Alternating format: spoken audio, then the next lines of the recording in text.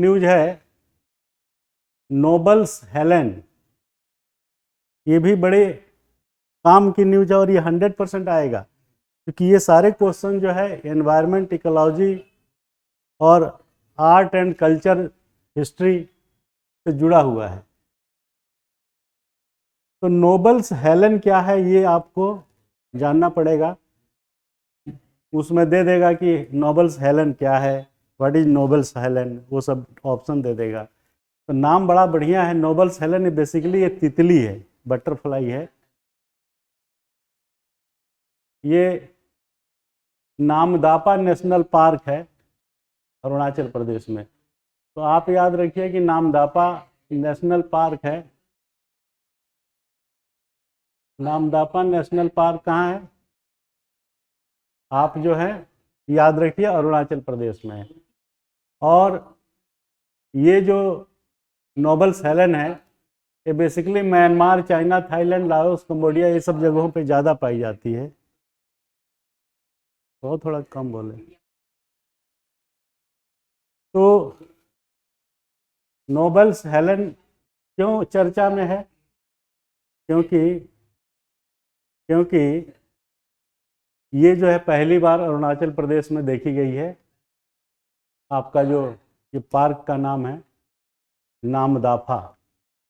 तो एक तो इसमें ये नामदाफा याद रखने की चीज़ है। दूसरा जो है ये butterfly, swallow tail butterfly disappearing from its previous known range from Myanmar and southern China. और ये पहली बार यहाँ देखी गई है, विलुप्त प्रजाति के श्रेणी में आती है। ये देखिए द बटरफ्लाई, ये देखिए एक्सट्रीमली रेयर। और इसका जो बोटनिकल नाम है ये याद रखिए पैपिलियो नोबलाई। और ये हो गया आपका नामदापा नेशनल पार्क। थोड़ा कह दो आवाज़ थोड़ा कम रखें।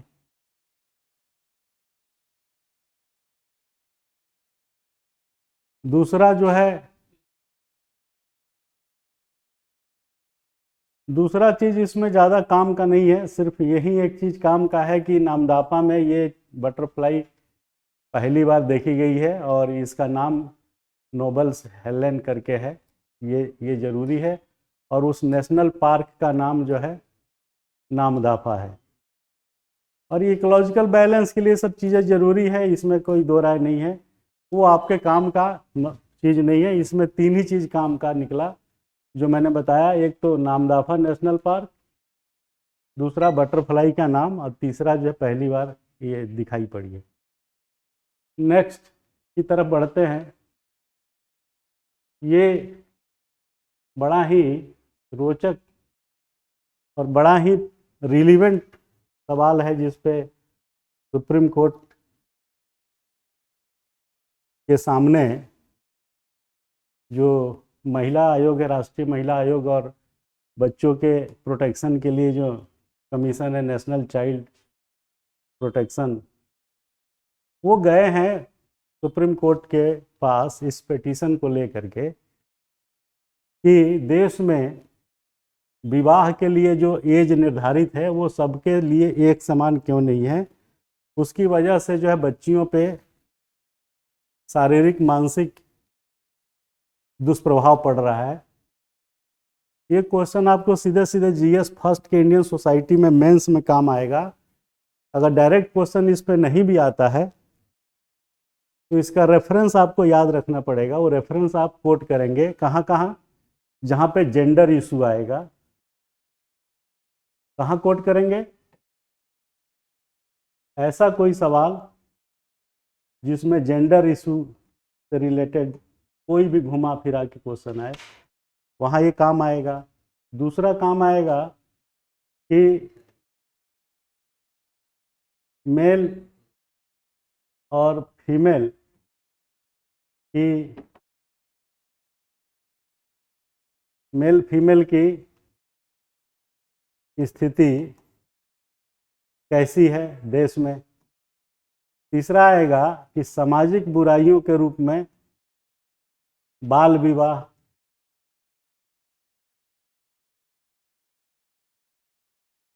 अगला सवाल इस पे बनेगा कि धार्मिक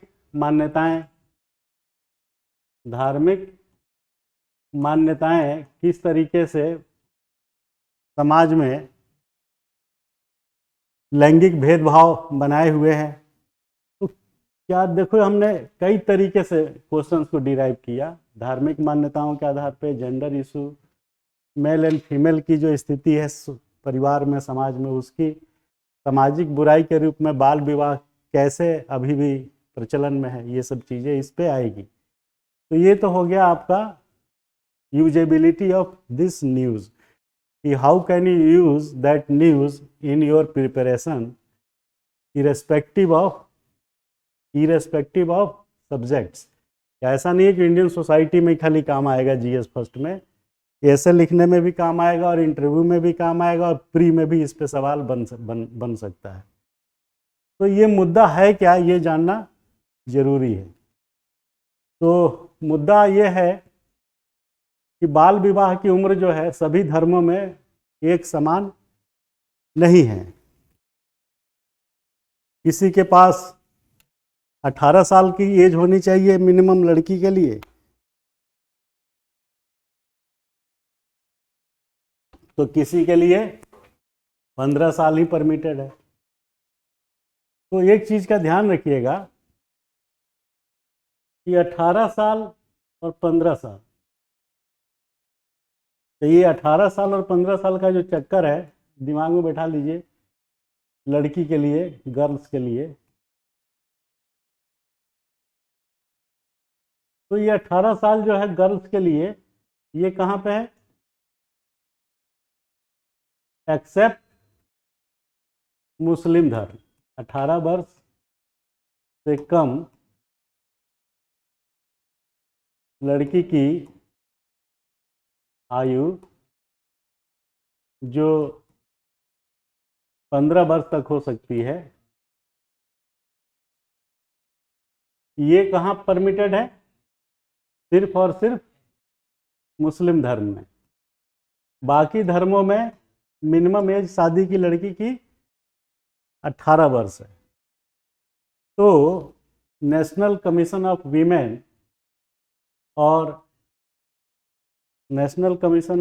और NC national commission for child protection दोनों जो है कोर्ट में गए। ये देखिए, child marriage free India campaign. तो इसमें कोर्ट में जो गए वो रिलीवेंट है कोर्ट में जाना, नेशनल फैमिली हेल्थ सर्वे 2019-21 की रिपोर्ट है। तो इसमें उन्होंने रिक्वेस्ट किया कि सबकी एज समरूप बना दी जाए। 18 साल का कट ऑफ है तो सब धर्मों में होना चाहिए, जबकि मुस्लिम धर्म में ऐसा नहीं है, पहला। दूसरा पॉइंट था इसमें कि 18 साल से कम उम्र की लड़की के साथ नॉन कंसेंसुअल, बिना सहमति के जो है वो सेक्स नहीं हो सकता।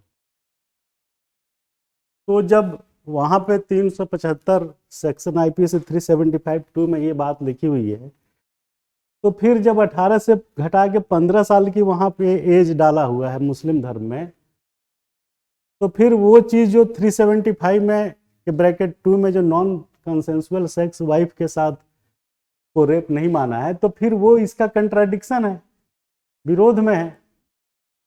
समझ रहे हैं ना? तो 3 आईपीसी 375(2)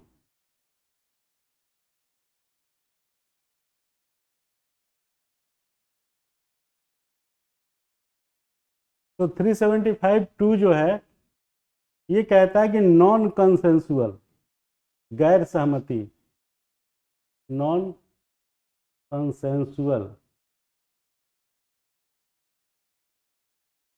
कंसेंसुअल सेक्स।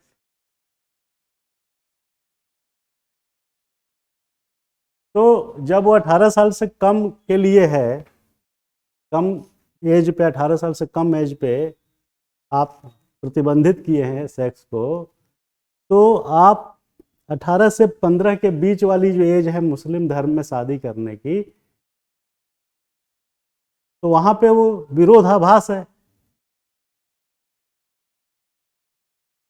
कंट्राडिक्टरी है। तो पत्नी के साथ जो है 375(2) जो है प्रोटेक्ट करता है उसकी कंसेंसस और नॉन कंसेंसस को। लेकिन उसमें फिर सवाल ये पैदा होता है कि वहाँ एज 18 साल से ऊपर है, मुस्लिम धर्म में 18 साल से नीचे है, तो विरोधाभास हो गया ना। और प्रोटेक्शन मिला है 375(2) में कंसेंसुअल नॉन कंसेंसुअल पत्नी के साथ, तो वो चीज़ यहाँ लागू नहीं हो पाती है। अगर लागू होती है तो कंट्राडिक्टरी होती है, चूंकि वहाँ एज 18 से कम है। तो ऐसी स्थिति में नियमों में तब्दीली, ये क्या हो गया, नियमों में तब्दीली जो है समरूप होना चाहिए।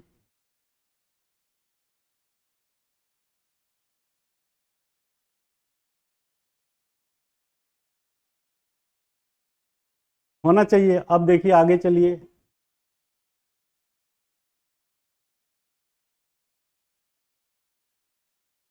क्या हो गया, देखो क्यों नहीं चल रहा है।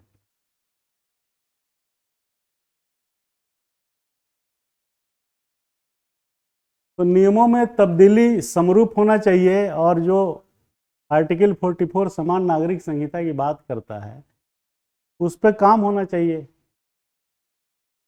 तो सुप्रीम कोर्ट का क्या स्टैंड है, बोला है कि एग्जामिन करेंगे whether girl as young as 15 years old can enter into wedlock, शादी में बढ़ जाती है, पर्सनल अलाउ करता है, तो इसको एग्जामिन करेंगे कि इसमें क्या क्या चीज़ें जो है ठीक करने की गुंजाइश है।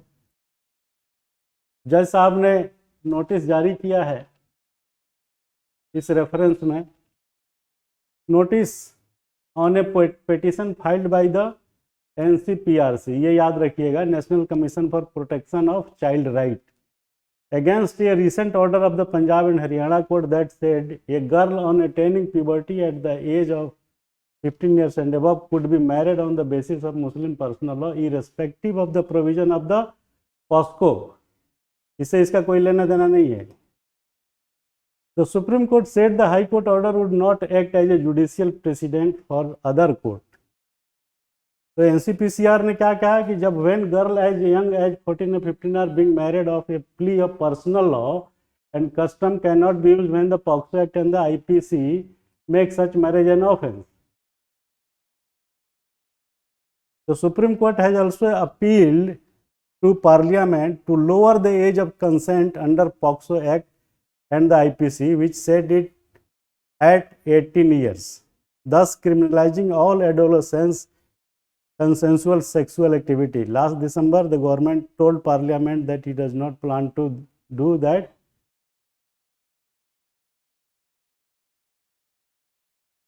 अब ये सब तो बहस चलेगी, एज क्या होने चाहिए, कंसेंसुअल सेक्स क्या मतलब है, नॉन कंसेंसुअल क्या मतलब है, पॉक्सो एक्ट क्या है, ये याद रखिएगा।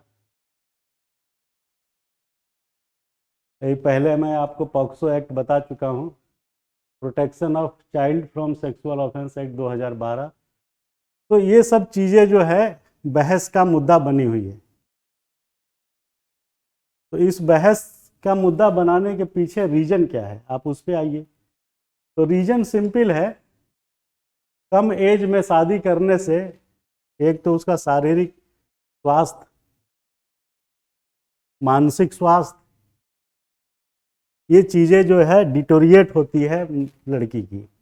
दूसरा, उसका जो है मानसिक विकास अवरुद्ध होने से परिवार में उसकी स्थिति सेकेंडरी हो जाती है, दयनीय स्थिति आ जाती है। और तीसरी चीज़ जो सबसे ज़्यादा ज़रूरी है वो ये है कि माई बॉडी माई राइट, मेरा शरीर मेरा अधिकार है।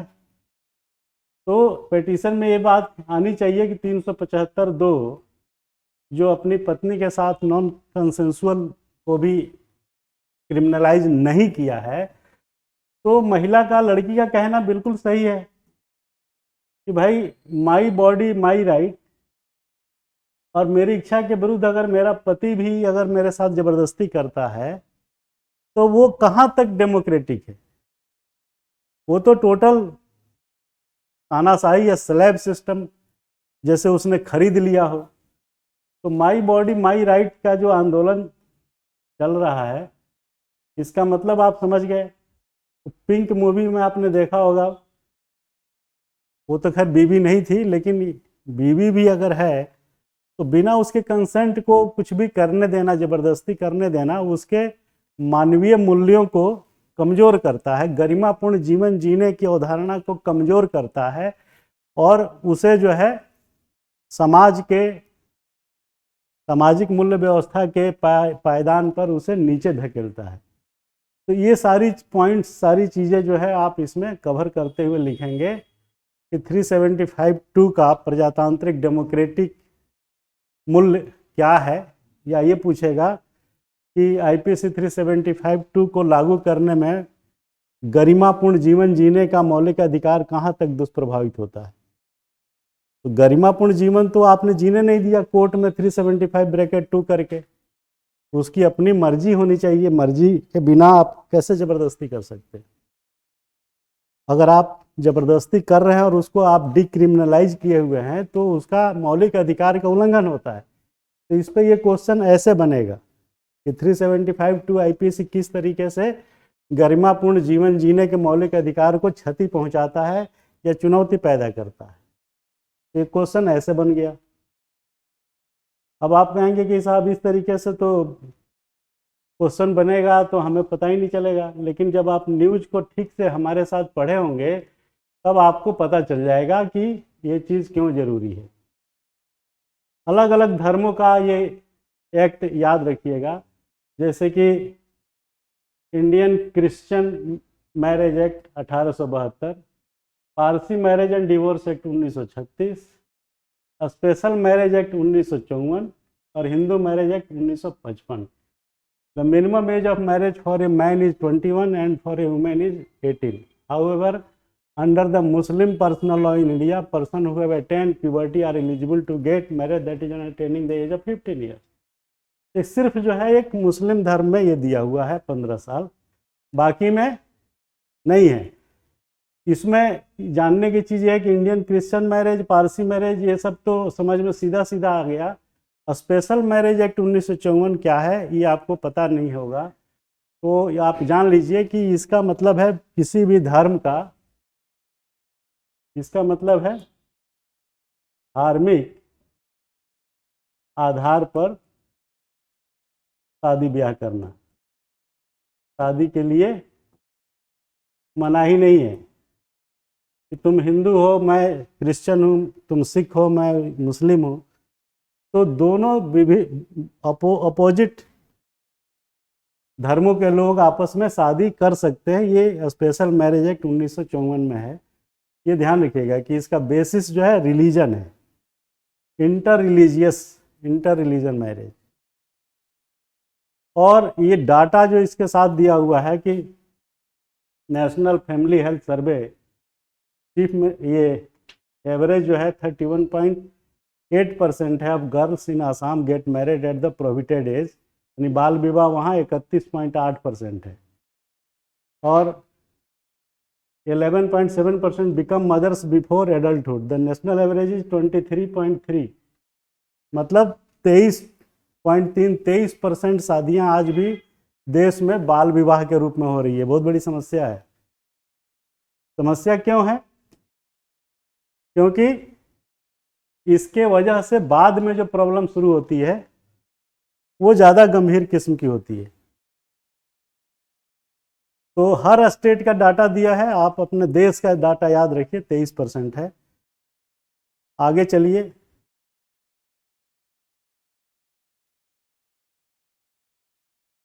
जो अभी हम लोग बात कर रहे थे कि उसका प्रभाव क्या है अर्ली मैरिज करने का, तो उसका प्रभाव जो है सबसे बड़ा जो हमने बताया था वो ये है कि उसकी dignity, social, mental, psychological dignity खराब होती है, उसकी इच्छा का पालन नहीं होता, उसको डेमोक्रेटिक वैल्यू नहीं मिलता, उसका मौलिक अधिकारों का हनन होता है, ये सब चीज़ें शुरू हो जाती है। एनीमिया हो जाता है, तमाम तरीके की बीमारियां जो है वो पकड़ लेती है। तो ये सब चीज़ें जो है वो मदर बन जाती है अर्ली एज में, तो उसके अपने पालने का तो ख्याल ही नहीं रहता 16 साल की लड़की को बेचारी। तो ये सब चीज़ें जो है इस न्यूज के माध्यम से आपको जानने का मौका मिला। कैसे आप इस न्यूज को यूज करेंगे, कहाँ यूज होगा वो मैंने बताया, कैसे यूज करेंगे वो हमने बताया। तो ये था बेसिकली आधे घंटे का सेशन जिसमें द हिंदू न्यूज को कैसे यूज करें, कैसे उसका फ़ायदा उठाएं उस न्यूज का, ये हमने आपको बताया। आप इस तरीके से तैयारी करेंगे तो सफलता जो है ज़रूर आपको कदम चूमेगी। मिलते हैं थोड़ी देर बाद दूसरे इकोनॉमिक्स की क्लास में। तब तक आप जो है कहीं मत जाइएगा, आते हैं 5 मिनट ब्रेक के बाद। Thank you very much.